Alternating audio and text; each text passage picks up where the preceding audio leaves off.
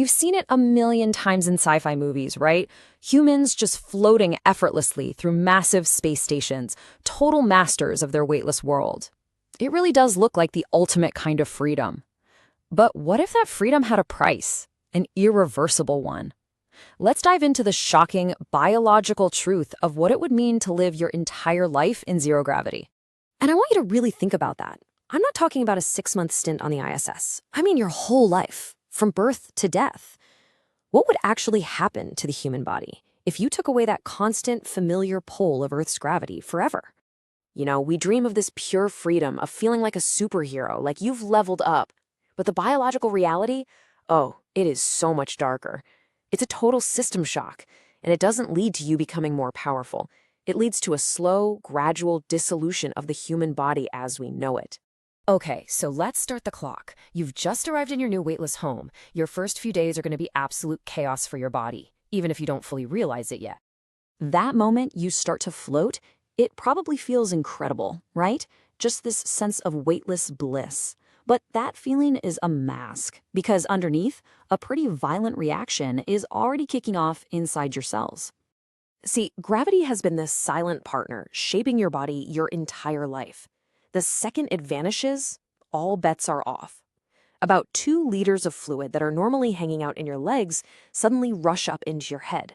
This is what causes that classic puffy astronaut face and why you feel so congested. And your heart? It's like it takes a deep breath and just relaxes. It doesn't have to fight to pump blood upwards anymore, so it actually slows down. But after that initial shock wears off, something way more sinister starts to happen.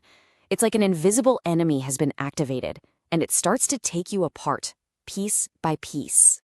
This timeline is basically our roadmap of the transformation. We just covered day 1, the system shock. But look how quickly things escalate. Within just 1 month, your muscles start to waste away. A year in, and your actual heart and spine are literally reshaping themselves. By year 5, even your senses start to change. It's all heading toward this one point, the biological lock-in, the true point of no return. On Earth, think of your legs as powerful tree trunks designed to hold you up. In space, they're just along for the ride. They become almost useless appendages. The muscle atrophy is insane. And it doesn't matter how much you exercise on the space treadmill, those powerful leg muscles just wither. It creates this really bizarre silhouette, a strong upper body from pulling yourself around, and then, as the source material so perfectly puts it, skinny jeans legs. And if you think the muscle loss is bad, what's happening to your skeleton? Well, it's on another level of terrifying. This quote just nails the silent emergency that's happening inside your bones. Here's the deal. Your bones need the stress of gravity to stay dense and strong. Without it, your body basically says, well, guess we don't need these anymore, and it starts to reabsorb them. You lose up to 2% of your bone mass every single month. Now, to put that into perspective, an elderly person with severe osteoporosis might lose that much in an entire year. And just look at how that adds up over time. After only 1 year in space, you could be down by almost a quarter of your total skeletal mass. Your bones are becoming porous, brittle, just dangerously fragile. Over several years, your body doesn't just decay, it adapts. It remodels itself into a completely new form, one that's perfectly suited for the void, but dangerously, fatally unsuited for Earth. You become a fragile giant. So, what is a fragile giant? It's not some alien or a monster. It's a human whose body has been so fundamentally rewired that their home planet has now become lethal to them. Let's break it down. Take the heart. On Earth, it's this incredibly powerful, efficient pump. But in zero-G, it just doesn't have to be. So the muscle shrinks, and get this, it actually changes shape. It becomes weaker and more spherical. And here's a wild paradox for you. Without gravity constantly compressing your spine, it expands.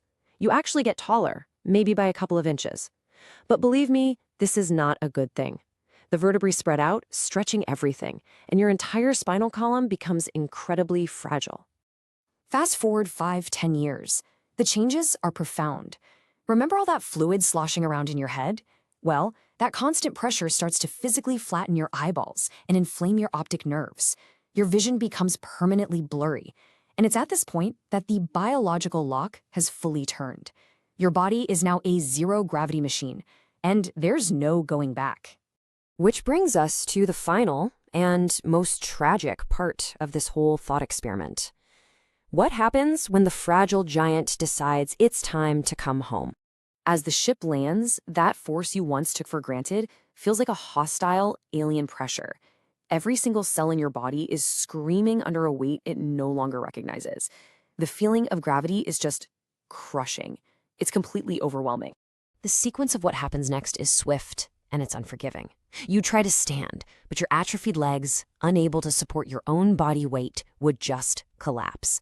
Your weakened spherical heart couldn't generate enough pressure to get blood up to your brain against gravity's pull. You'd feel dizzy for a moment, and then nothing. Consciousness would fade as your body simply fails. In the end, it's our incredible biological adaptability that even allows us to survive in these extreme environments. But that same adaptability could be the very thing that traps us out there.